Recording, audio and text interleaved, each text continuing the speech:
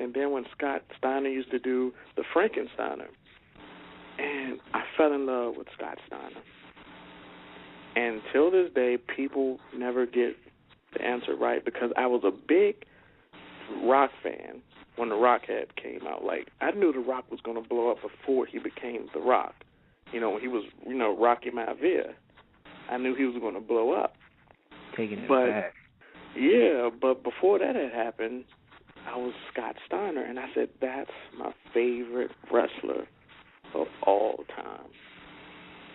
And people never knew that. Like, that Scott, did I say Scott Hall? You said Scott Steiner. Okay, Scott Steiner. No, it sounded like I said Scott Hall, but Scott Hall is one of my favorites, too. Like, if I had a top 5, I would have to say Scott Steiner, The Rock, Scott Hall, Triple H, and Ric Flair. Those would be my top 5 of all time. I would have to agree with you, but probably Ric Flair, but Triple H definitely. Mm-hmm. Everyone else probably not, because I didn't get into it until I was like 6 or 7.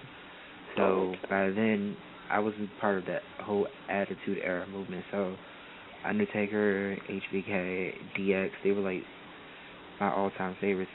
Couldn't tell me nothing with none of those. Mm-hmm. But wrestling does that to you. It captivates you. Have you ever been to a wrestling event live, such as Raw, or pay-per-view? I've been to plenty of them. I went to a couple of house shows they had here in Richmond, Virginia, which is where I am at now. I went to some house shows. I went to WCW. That's back when they used to do Monday Nitro and Thunder together. But that was toward the end when they was about to get put out of business, and I could tell that they was about to get put out of business then, because when we went to the arena, well, not arena, I'm talking like Richmond, Virginia is big. When we went to our Coliseum, half of the arena was full, the other half nothing. And they kept the camera angles on one side to make it look like it was a crowd, like it was sold out. And it was ridiculous. It was ridiculous when I went back and seen it on TV that night, because we left during Thunder. I was like, let's get the hell out of here. Because this is ridiculous. It's not hype. No one's cheering. And they kept the like I said, they couldn't turn the camera to the left side because it would show nobody's in the arena. And it was horrible to see him go down. But I got to see Hulk Hogan. I got to see Kevin Nash, Scott Hall. I got to see Ric Flair. I got to see all these people, DDP, all these people that I dreamed to see, even Scott Steiner. But it was at their falling edge. And I was like, damn, man, this is ridiculous. I went to Armageddon a couple of years ago when they came here. Matter of fact, do you remember the Armageddon where when John Morrison and Mercury was tag teams and they hit him with a ladder and it busted his face all open? I remember seeing that. Well, that Armageddon was here. I was there at that show. I was definitely there at that show. And my last one was it was a Raw that came here earlier this year, I believe. But I also went to WrestleMania in Atlanta. Yeah, so it's more hype. It was more hype there, but looking at it, when you look at it again, on TV, it's WrestleMania wasn't that hype. But when you're there, it's like, oh my God, it's the best thing ever, but it really wasn't when you look at it. I was glad to see The Rock back, though. Like I said, that was one of my greatest of all time, but not the greatest of all time in my eyes. When The Rock came, it kind of brought back what everyone wanted, because you kind of got bored with John Cena, and he's Super Cena. No matter what, he's the golden boy. Everyone kind of got tired of that. So when you brought The Rock in, it kind of got hype, and everyone was like, Rock and Cena, Rock and Cena. which won't happen until next year. But even then, people are having their doubts about that match. Yeah, I mean, well, people look at Cena the way I looked at Hulk Hogan. Hulk Hogan couldn't lose. Exactly. You know, and if he did lose, he got it right back.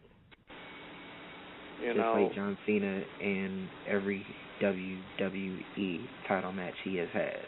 Exactly. He's already like a 9, 10, 11-time world champion. You know, it's like, God, Cena, like, come on. Hulk Hogan haven't even held the belt that many times. The Rock haven't held it that many times. Stone Cold haven't held it that many times.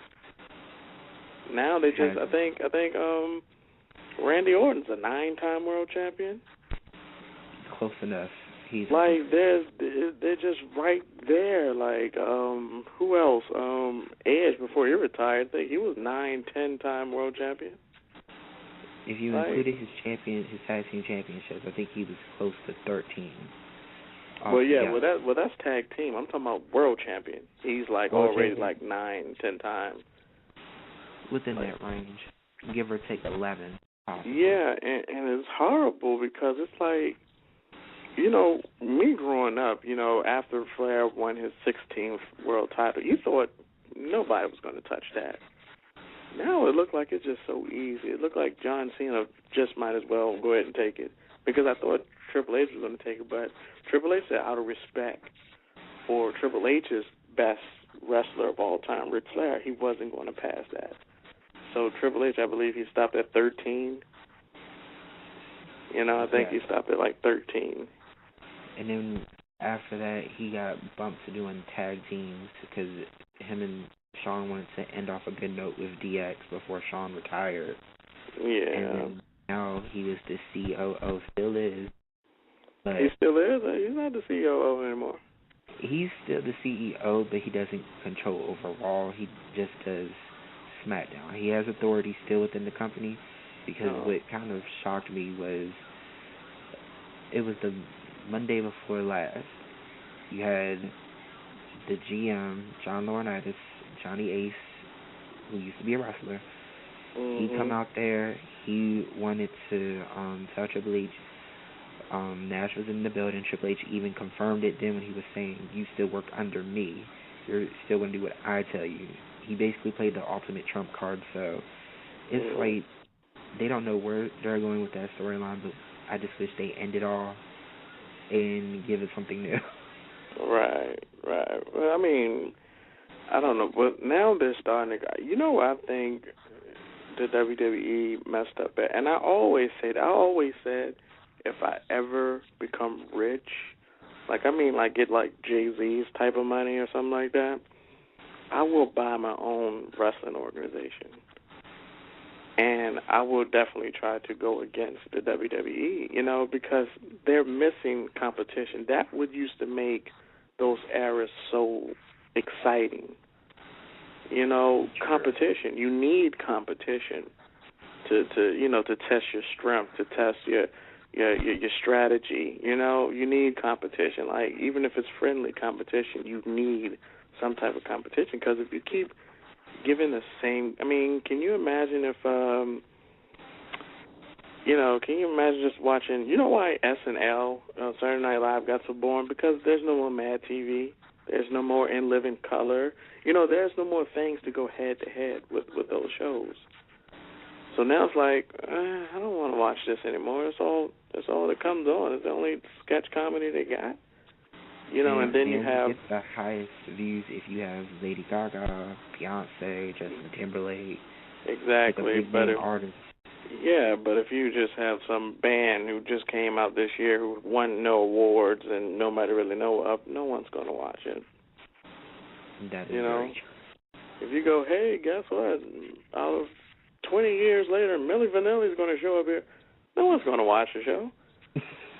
You know, people just watch because they don't know when the person's going to sing. They don't know what time you're going to air it. They don't know if they're going to have a act in one of the scenes or anything. So that's why they watch when you start saying the big names and things like that. But what I think WWE messed up at was because when Vince bought WCW, Like I said, I would have kept it. I would have kept it separately. I would have made it look like I never even bought it.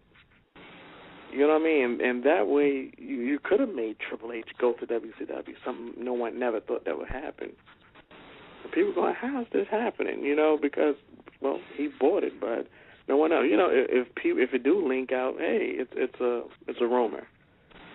It didn't really happen. You know, it could have been in it, or they could have kept Bischoff doing it because Bischoff did end up working for WWE.